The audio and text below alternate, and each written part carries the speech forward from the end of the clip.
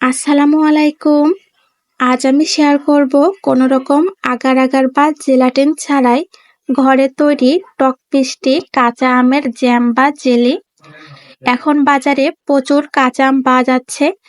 কাঁচা আম ফুরিয়ে যাবার আগেই ঘরে এভাবে জ্যাম তৈরি করে পুরো বছর সংরক্ষণ করতে পারবেন। খুবই সহজভাবে তৈরি করে দেখিয়েছি। আশা করছি ভিডিওটি সবার কাছে ভালো লাগবে। কথা না বাড়িয়ে রেসিপিতে চলে যাই। প্রথমে আমি এখানে নিয়ে নিয়েছি 3টা কাঁচা আম। আপনারা আপনাদের প্রয়োজন অনুযায়ী কাঁচা আমের পরিমাণটা বাড়িয়ে নিতে পারেন। এখন আমি কাঁচা আমের খোসাটা ভালোভাবে ছড়িয়ে পরিষ্কার করে নিব। কাঁচা আম ভালোভাবে পরিষ্কার করে নিয়েছি। এখন আমগুলো কেটে নিব। আমগুলো আমি ছোট ছোট পিস করে কেটে নিব, এতে সিদ্ধ করতে সুবিধা হবে। আমগুলো কেটে মাঝের বীজগুলো ফেলে দিতে হবে।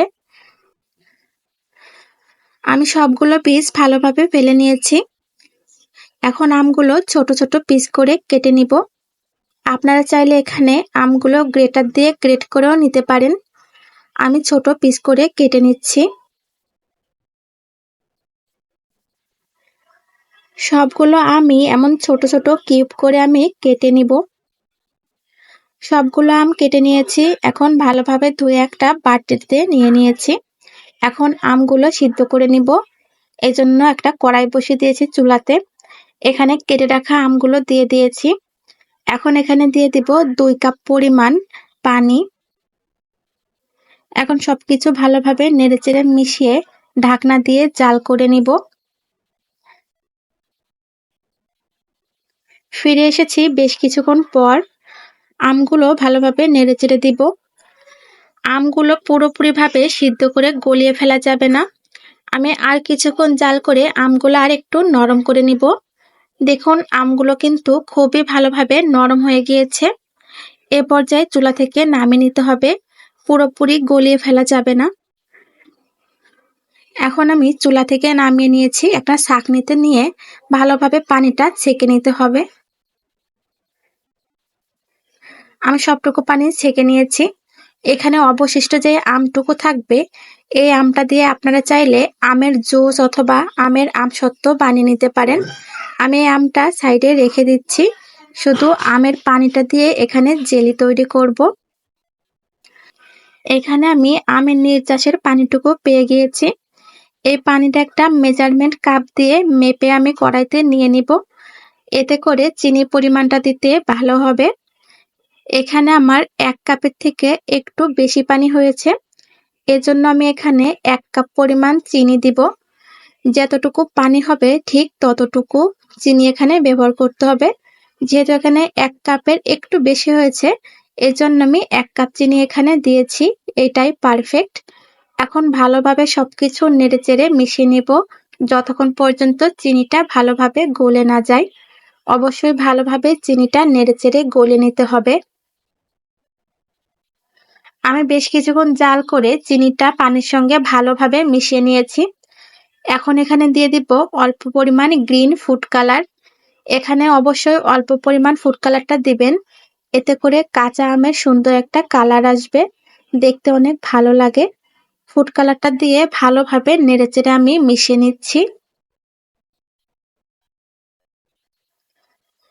সবকিছু ভালোভাবে মিশিয়ে নিয়েছি। এখন এখানে ব্যবহার করব হোয়াইট ভিনেগার বা সিরকা। এখানে আমি 2 টেবিল চামচ পরিমাণ হোয়াইট ভিনেগার দিচ্ছি।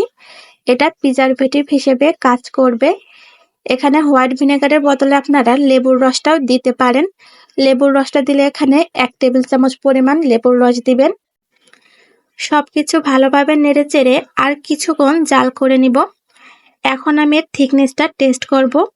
এজন্য এখান থেকে জ্যামের মিশ্রণটা একটু নিয়ে হাত দিয়ে এভাবে দেখবো। এভাবে যদি তার হয় তাহলে বুঝতে হবে আমার জ্যামের জন্য পারফেক্ট। চুলা থেকে নামিয়ে নিয়েছি। এখন আমি একটা কাচের পাত্রে নিয়ে নিচ্ছি সেট করার জন্য। আপনারা চাইলে যে কোনো পাত্রে রাখতে পারেন, তবে কাচের পাত্রে রাখলে অনেকদিন পর্যন্ত সংরক্ষণ করা যায়। জ্যামের মিশ্রণে যে ফেনা হয়েছিল সেগুলো আমি ওপর থেকে এভাবে তুলে দিচ্ছি। এতে করে জ্যামটা অনেক স্বচ্ছ হবে। ভালোভাবে তুলে নেওয়ার পর নর্মাল তাপমাত্রায় 4 থেকে 5 ঘন্টা রেখে দিব। এতে করে সুন্দরভাবে জ্যামটা সেট হয়ে যাবে। ফিরে এসেছি 5 ঘন্টা পর। দেখুন জ্যামটা পারফেক্টভাবে সেট হয়ে গিয়েছে। ওপরটা একদমই কাচের মতো লাগছে, একদমই পারফেক্ট হয়েছে। আমি আপনাদের সঙ্গে উঠিয়ে শেয়ার করছি। এমন নিত্য নতুন রেসিপি পেতে আমার চ্যানেলটি সাবস্ক্রাইব করে রাখতে পারেন। যারা ফেসবুক পেজ থেকে দেখছেন, পেজটি ফলো দিয়ে রাখবেন। এতে নিত্য নতুন রেসিপি আপলোড দিলেই আপনাদের কাছে পৌঁছে যাবে। তৈরি হয়ে গিয়েছে পারফেক্ট কাঁচা আমের টক মিষ্টি জ্যাম। কাঁচা আম ফুরিয়ে যাবার আগেই এভাবে জেলি তৈরি করে পুরো বছর ধরে সংরক্ষণ করতে পারবেন। আজকের মতো এ পর্যন্তই। আবারও হাজির হব নতুন কোনো রেসিপি নিয়ে। সবাই ভালো থাকবেন, সুস্থ থাকবেন। আল্লাহ হাফেজ।